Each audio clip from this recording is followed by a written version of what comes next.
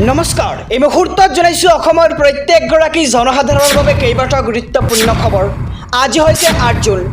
আজিৰ দিনটোতে অসমৰ লগতে ভাৰতবৰ্ষৰ বিভিন্ন প্ৰান্তৰ পৰা কেইবাটাও গুৰুত্বপূৰ্ণ খবৰ যুগুত কৰা হৈছে। এই মুহূৰ্তত জনাইছো আজিৰ প্ৰথমটো খবৰ। আজিৰ প্ৰথমটো খবৰেই ৰাজ্যবাসীৰ বাবে এটা ডাঙৰ খবৰ। ৰাজনৈতিক প্ৰেক্ষাপটৰ এটি ডাঙৰ খবৰ। মুছলমানৰ সংৰক্ষণ বাতিল কৰিব নোৱাৰিব বিজেপিয়ে আৰু বিজেপিৰ ইস্তাহাৰত আছিল মুছলমান সংৰক্ষণ বাতিলৰ প্ৰস্তাৱ। মুছলমানৰ সংৰক্ষণ অব্যাহত ৰাখিব টিডিপিয়ে আৰু চন্দ্ৰবাবু নাইডুৰ পুত্ৰৰ মুছলমানৰ সংৰক্ষণক লৈ এই বৃহৎ মন্তব্য। এয়া মুছলমানৰ অধিকাৰ আৰু সামাজিক ন্যায় বুলি মন্তব্য কৰে চন্দ্ৰবাবু নাইডুৰ পুত্ৰে আৰু শাসনলৈ আহিলেই মুছলমানৰ সংৰক্ষণ উঠাই দিম বুলি ঘোষণা কৰিছিল বিজেপিয়ে আৰু নিৰ্বাচনী প্ৰচাৰত অমিত শ্বাহৰ পৰা হিমন্ত বিশ্ব শৰ্মালৈকে এই ঘোষণা কৰা হৈছিল বুলিও মন্তব্য কৰে আৰু একক সংখ্যাগৰিষ্ঠতা নাপাই এতিয়া হৰঠেকত পৰিছে বিজেপি আৰু মন গ'লেই এতিয়া অকলে কোনো সিদ্ধান্ত ল'ব নোৱাৰিব বিজেপিয়ে আৰু টিডিপিৰ চন্দ্ৰবাবু নাইডুৱে সলনি নকৰে নিজৰ সিদ্ধান্ত আৰু অন্ধ্ৰপ্ৰদেশত বৰ্তমানে অব্যাহত মুছলমানৰ সংৰক্ষণ আৰু এই সংৰক্ষণ আগলৈও চলি থাকিব বুলি ঘোষণা কৰে টিডিপিৰ ফালৰ পৰা আৰু মুছলমানৰ সংৰক্ষণ বাতিল কৰিব নোৱাৰিব বিজেপিয়ে আৰু বিজেপিৰ ইস্তাহাৰত আছিল মুছলমান সংৰক্ষণ বাতিলৰ প্ৰস্তাৱ আৰু চন্দ্ৰবাবু নাইডুৰ পুত্ৰৰ মুছলমানৰ সংৰক্ষণক লৈ এই বৃহৎ মন্তব্য। এই মুহূৰ্তত জনাইছোঁ আজিৰ দ্বিতীয় নম্বৰ খবৰটো। লোকসভা নিৰ্বাচনৰ ফলাফলৰ পাছতেই বৃহৎ ঘোষণা মুখ্যমন্ত্ৰী ডক্টৰ হিমন্ত বিশ্ব শৰ্মাৰ। অৰুণোদয় আৰু ৰেচনক লৈ হিমন্ত বিশ্ব শৰ্মাই কৰিলে ডাঙৰ ঘোষণা। অৰুণোদয় আঁচনিৰ ধন নোপোৱাসকললৈ নতুন খবৰ আহি পৰিছে। নতুনকৈ লাখ লাখ মহিলাক অন্তৰ্ভুক্ত কৰিব অৰুণোদয় আঁচনিখনত আৰু এই ক্ষেত্ৰত সাজু হৈছে এইবাৰ অসম চৰকাৰ। কেইবাগৰাকীও মন্ত্ৰীক লৈ গঠন কৰা হৈছে এক চাব কমিটি আৰু এই কমিটিয়ে এমাহৰ ভিতৰতে চৰকাৰক দিব পৰামৰ্শ, অৰ্থাৎ যোগ্য হিতাধিকাৰীয়ে লাভ কৰিব অৰুণোদয় আঁচনিৰ ধন আৰু ৰেচন কাৰ্ডক লৈও ডাঙৰ খবৰ দিলে মুখ্যমন্ত্ৰী ডক্টৰ হিমন্ত বিশ্ব শৰ্মাই।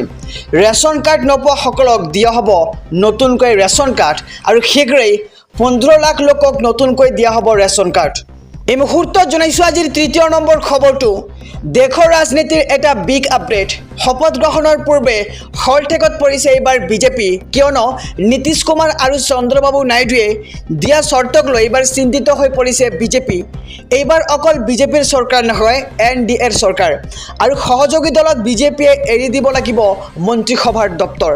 টিডিপি আৰু JDU শিৱসেনাক দিব লাগিব গুৰুত্বপূৰ্ণ দপ্তৰ, লগতে লোকসভাৰ অধ্যক্ষৰ আসন দাবী উত্থাপন কৰিছে টিডিপিৰ ফালৰ পৰা আৰু নাইডুৰ দলে বিচাৰিছে 7ৰ পৰা 8টা কেবিনেট আৰু ৰাজ্যমন্ত্ৰী পদ আৰু নীতিশ কুমাৰৰ JDUৱে বিচাৰিছে ৰেল বিভাগ, লগতে পথ পৰিবহণ, গ্ৰামোন্নয়ন, স্বাস্থ্য, কৃষি দাবী কৰা হৈছে টিডিপিৰ ফালৰ পৰা আৰু নীতিশ কুমাৰৰ JDUৱে বিচাৰিছে 3খন কেবিনেট মন্ত্ৰীৰ পদ আৰু চিৰাগ পাছোৱানৰ LJPক দিব লাগিব কেন্দ্ৰীয় আৰু ৰাজ্যমন্ত্ৰীৰ পদ আৰু আজি নৱনিৰ্বাচিত সংসদৰ সৈতে NDAৰ জৰুৰী বৈঠক।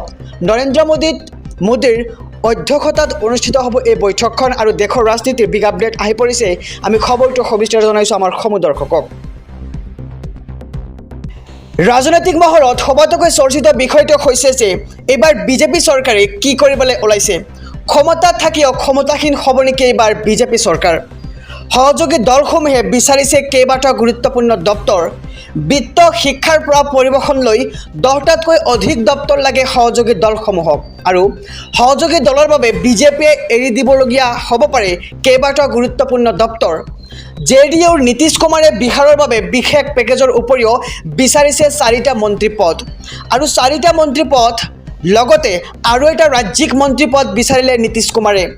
ৰেলৱে, গ্ৰামোন্নয়ন, জলসম্পদৰ লগতে মন্ত্ৰালয় বিচাৰিছে JDUৱে আৰু বিজেপিৰ পৰা 10টাকৈ গুৰুত্বপূৰ্ণ মন্ত্ৰীপদ বিচাৰিছে টিডিপিৰ চন্দ্ৰবাবু নাইডুৱে। লগতে লোকসভা অধ্যক্ষৰ পদৰ লগতে টিডিপিক লাগে বিত্ত, শিক্ষা, কৃষি, স্বাস্থ্যৰ দপ্তৰ আৰু পথ পৰিবহণ, গ্ৰামীণ বিকাশ, আৱাস তথা চহৰ মন্ত্ৰালয়, জলশক্তি, তথ্য আৰু সম্প্ৰচাৰ দপ্তৰ লাগে টিডিপিক আৰু বিজেপিৰ সমস্যা বৃদ্ধি কৰিছে বিহাৰৰ চিৰাগ পাছোৱানৰ LJP, জিতন ৰাম মাঝিৰ খাম আৰু উত্তৰ প্ৰদেশৰ আপোনা দলে। মহাৰাষ্ট্ৰৰ একনাথ সিন্দে নেতৃত্বাধীন শিৱসেনাই এজন মন্ত্ৰী আৰু এজন ৰাজ্যিক মন্ত্ৰীৰ পদ দাবী কৰিছে আৰু NDA ক্ষমতালৈ আহিলে 3টা মন্ত্ৰী পদৰ আশ্বাস দিছিল নীতিশ কুমাৰক আৰু সংখ্যাগৰিষ্ঠতাৰ অভাৱত হাবাথুৰি খোৱা বিজেপিৰ পৰা বিচাৰিছে নীতিশ কুমাৰে 4টা পূৰ্ণ মন্ত্ৰী পদ আৰু মন্ত্ৰিত্ব পাবলৈ উদ্গ্ৰীৱ উত্তৰ প্ৰদেশৰ RLDৰ জয়ন্ত চৌধুৰী আপনা দলৰ অনুপ্ৰিয়া পেটেল আৰু JDSৰ HD কুমাৰস্বামীও আৰু সহযোগী দলৰ দাবী পূৰণ নকৰিলে সংখ্যাগৰিষ্ঠতা হেৰুৱাবৰ আশংকা এবাৰ বিজেপিৰ